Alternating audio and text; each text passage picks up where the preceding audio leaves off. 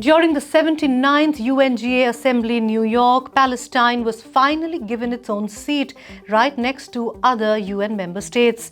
Palestine is not a full member of the 193-member UN body. However, on the 10th of May this year, a resolution was adopted to recognize the reconsideration of Palestine's UN membership in the UN Security Council and the granting of additional rights to Palestine, which till now held an observer status. Meanwhile, Israel has denounced the move. The representative of Israel said that the Assembly's decision in this matter is motivated by political favoritism. The US State Department said on Thursday it was unconditionally releasing $1.3 billion in military aid to Egypt in the wake of its efforts to resolve the ongoing Israel-Hamas war. Interestingly, up until last year, Washington has accused Cairo of committing human rights violations, due to which it suspended around $95 million in aid on the grounds of human rights concerns. This year, he determined that Egypt had made sufficient efforts on political prisoners to release $95 million tied to progress on the issue. Australia will strip military awards from a group of war veterans over allegations those under their command committed war crimes in Afghanistan, Defence Minister Richard Marles said on Thursday. 19 current and former members of Australia's military were referred to a special investigator to determine if there was sufficient evidence to prosecute. Australia had participated in a NATO-led international force that trained Afghan security forces and fought the Taliban for 2 decades. A controversial bill has triggered strikes and protests on the streets of Mexico. Mexico's Senate has approved a controversial judicial reform under which judges will be elected by popular vote. Its supporters say the changes will make judges more accountable to the Mexican people, but critics argue it undermines the country's system of checks and balances and will strengthen the power of the governing Morena party. Europe's top court has ordered the tech giant Apple to pay Ireland $14 billion in unpaid taxes. The European Commission accused Ireland of giving Apple illegal tax advantages in 2016, but Ireland has consistently argued against the need for the tax to be paid. The Irish government said it would respect the ruling. Apple said it was disappointed with the decision and accused the European Commission of trying to retroactively change the rules. Interestingly, the Irish government has argued that Apple should not have to repay the back taxes, deeming that its loss was worth it to make the country an attractive home for large companies. Hello, you're with me on Global Compass, the weekly show that updates you on all that has been happening around the world.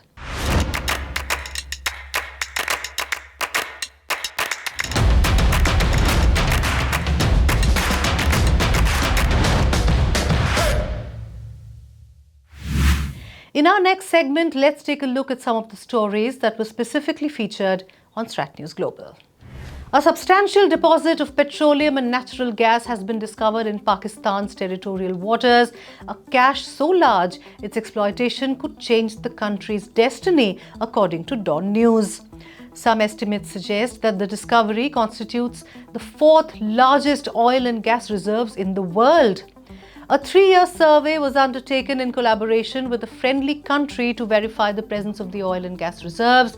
This is big news for Pakistan, which is already suffering from a major economic and energy crisis.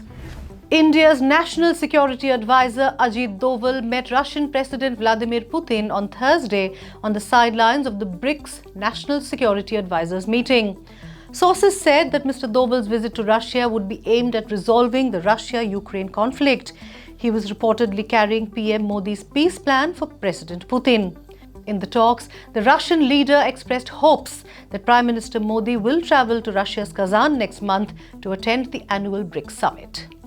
While addressing the annual Ambassadors Conference on Business Day in Berlin, External Affairs Minister Dr. Jaishankar clarified that India is not close to China on the business front. He said, and I quote, "We are not close to business from China. It's the 2nd largest economy in the world and a leading manufacturer. The issue lies in which sectors we engage with and on what terms. It is more complex than a simple black and white answer." Unquote. He also underlined the opportunities presented by India's rapid transitions across key sectors such as infrastructure, digitization, technology, and energy to German investors. Referring to the rapidly changing global landscape, he stressed on the importance of stronger India German partnerships in tackling them. Disturbance in the Korean peninsula emerged as North Korea fired multiple short range ballistic missiles off its east coast on Thursday, South Korea's military said. This is the first such launch in more than 2 months. In a statement, South Korea said, "We strongly condemn North Korea's missile launch, which is a clear provocation that seriously threatens peace and stability in the Korean peninsula." Japan's defense minister said at least two ballistic missiles from North Korea flew more than 350 kilometers to an altitude of about 100 kilometers. Tokyo has strongly condemned the launch and lodged a protest against North Korea. The latest launch came days after North Korean leader Kim Jong-un pledged to produce exponentially more nuclear weapons and ensure that they were ready for use at any given time. Democrat Kamala Harris and Republican Donald Trump met on Tuesday for their first debate in Philadelphia. According to analysts, this debate has revived the chances of Democrats again and has done some damage control after the disastrous Biden-Trump debate, after which Biden resigned from the presidential race. The two candidates attacked each other on multiple fronts, from illegal immigrant issues, economic and housing challenges in America, to gun control and abortion laws. To explore the political roadmap of both Democrats and Republicans, how the debate impacts global geopolitics, and why critical issues like mass shootings and climate change were left out, I spoke with Seema Sirohi, a Washington-based journalist and columnist, for her insights on the Kamala Harris-Donald Trump debate. This is an excerpt from that interview. Some of the loss that the Democrats had after that disastrous Biden Trump debate, some of that loss was covered. That was a good thing for the Democrats. Would you agree? Yes, absolutely. Because the last debate when Trump faced Joe Biden, I mean, it was a disaster. There's no two ways about it. And when Kamala Harris was nominated, I think the party was energized. There are a lot more volunteers signing up every day, especially in swing states. So, a lot more money coming into the Democratic Party. So, absolutely, the race now is neck and neck. While when Biden was the nominee, it was kind of, people had given up. They thought Trump would win, but now Hmm. that's not the case any longer. She So has a chance. she absolutely has a chance. Although, if I were a betting person, I still wouldn't bet on either of them. It's so neck and neck and razor's edge. And a few Right. thousand votes will decide, who I'm wins. sure.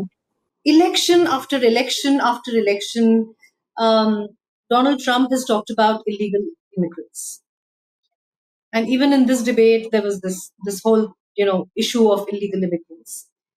Do you really think that is such a big problem for America right now? And if so, if it is a problem, then what is the approach? And what is the approach that you feel will, appeal to voters more? Illegal immigration is a problem. So, and Trump has made it a bigger problem. Between 2021 and 2024, an estimated 10 million border crossings took place at the southern border with Mexico. So, the Biden administration has to be held to account for that. Belatedly, they moved a bill, tried to move a bill which was killed in the US Congress to put controls.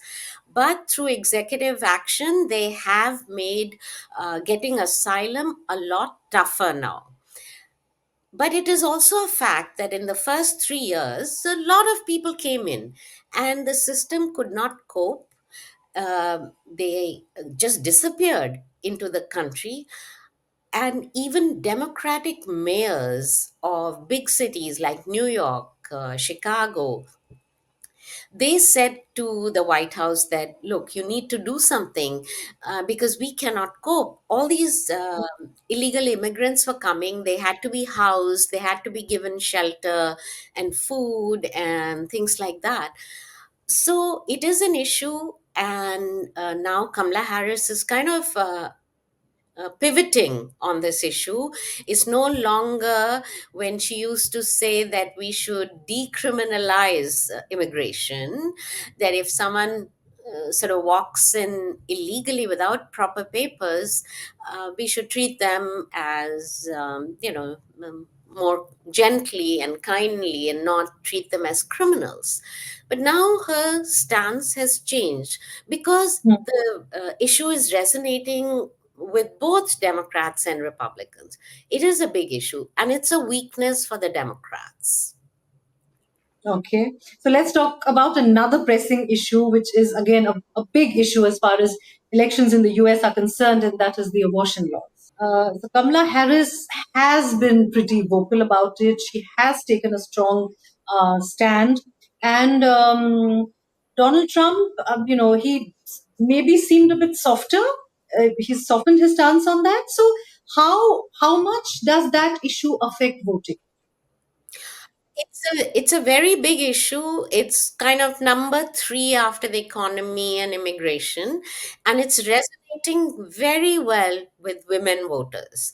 And this is Kamala Harris's strongest issue because when she speaks about abortion rights, you can see that she actually feels very passionately about it, and it is one issue on which she is very eloquent, and she is not stumbling as she does maybe when she's asked about the economy.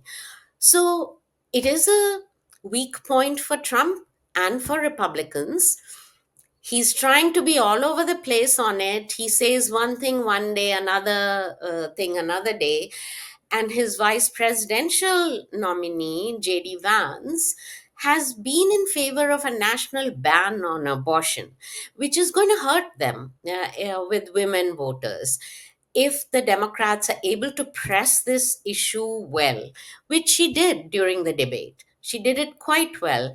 Um, and I've been watching some interviews, on TV with male voters. And they are also quite struck about this right being taken away and all these very right wing conservative activists in various states making it impossible for women to get an abortion, for them having to go to another state. So it's a big weakness for Donald Trump, and he knows it. That's why he keeps Seems to have.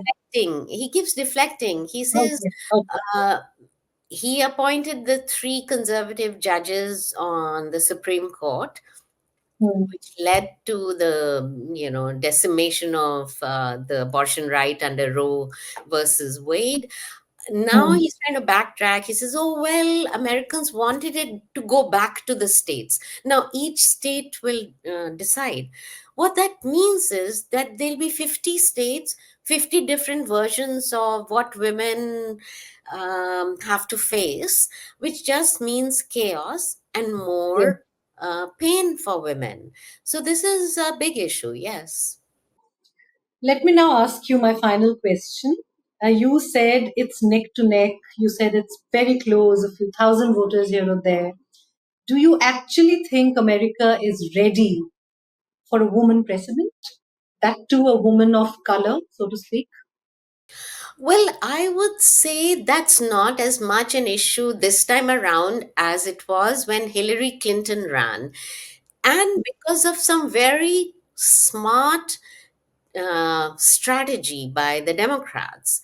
Why do I say that? Because Kamala Harris hasn't emphasized her gender or her ethnicity beyond a certain point. She's talked about her mother being Indian and, being raised in a middle class home and working hard and all of that. But she hasn't made herself being a woman a big issue. And I think that's very good because she is coming at it as, well, I'm qualified, I'm a strong candidate, I'll be the president for all Americans. Deal with that. Vote for me for who I am. Forget whether I'm a woman or a man. And contrast that with Trump, who has a pretty bad reputation as far as dealing with women goes. He has insulted them, he's made some nasty Misogynistic comments. comments, yes. Yeah, very misogynistic comments. So I think the Democrats are not playing to the gender issue at all.